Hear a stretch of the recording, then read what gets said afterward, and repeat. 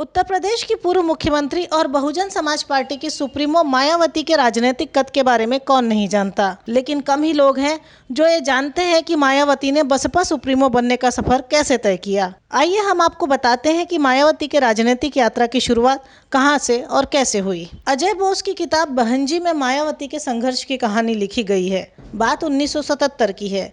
रात को मायावती के घर का दरवाजा खटखटाया और दरवाजा खोला तो परिवार के लोग हैरत में पड़ गए। मायावती के घर कांशीराम पहुंचे थे, जो उन दिनों वाम सेफ के नेता हुआ करते थे। उन्होंने मायावती से पूछा कि वो इतनी पढ़ाई किस लिए कर रही हैं। मायावती ने जवाब दिया कि अपने समाज की सेवा करने के लिए वो आईएएस बनना चाहती हैं, कलेक्टर बनकर समाज की सेवा करना चाहती हैं। परिवार के बीच देर तक कांशीराम के साथ राजनीतिक और सामाजिक मुद्दों पर चर्चाएं चलती रहीं।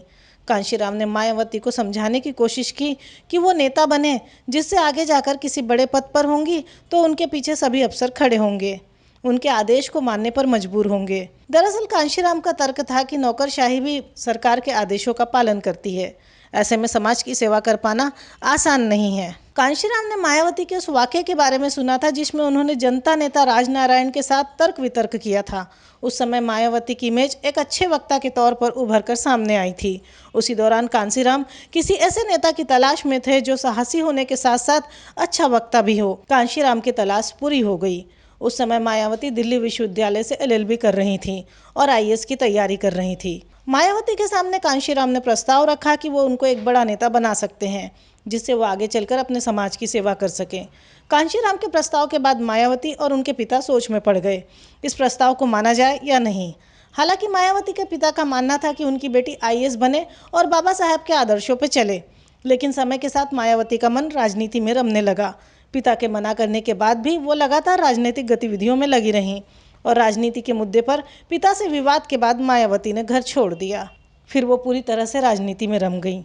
राजनीति का सफर लगातार बढ़ता रहा और वो उत्तर प्रदेश की पहली दलित मुख्यमंत्री बनी। मायावती दिल्ली की जेजे कॉलोनी में रहती थीं। ये इंद्रपुरी की झुग्गी झोपड़ी कॉलोनी थी। इस कॉलोनी में मायावती 9 भाई बहन के साथ रहा करती थी। मायावती उत्तर प्रदेश में पहली दलित मुख्यमंत्री बनी। मायावती 4 बार मुख्यमंत्री रहीं। मायावती पहली बार 1995 में बीजेपी के बाहरी समर्थन पर दलित मुख्यमंत्री बनी। फिर 1997 में 6 महीने में इकरारनामे पे बीजेपी के साथ मायावती ने सरकार बनाई। फिर 2002 में भी मायावती ने सत्ता हासिल की, लेकिन गठबंधनों की दिक्कतों के चलते 2003 में इस्तीफा दे दिया। इसके बाद 2007 में मायावती की सरकार सत्ता में आई। उस दौरान मायावती ने ब्राह्मण दलित गठजोड़ जैसे फार्मूले पर काम किया।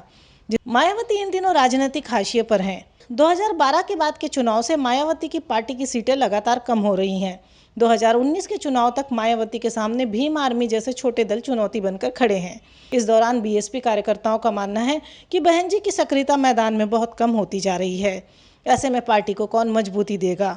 और लगातार बदलती राजनीति के दौर में बसपा के लिए सबसे कठिन अब खुद को बनाए रखना है। हाल ही में मैनपुरी सहित 3 संसदीय सीटों के लिए उपचुनाव हुए।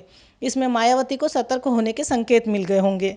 मैनपुरी में सपा प्रत्याशी डिंपल की ऐतिहासिक जीत और खतौली सीट पर रालोद प्रत्याशी की जीत उनके लिए खतरे की घंटी है। इन सब खबरों के दौरान मायावती को न केवल अपनी प्रासंगिकता बनाए रखनी है, बल्कि अपने उत्तराधिकारी को भी स्थापित करना है, जो दोनों काम फिलहाल तो दूर की कौड़ी लगते हैं।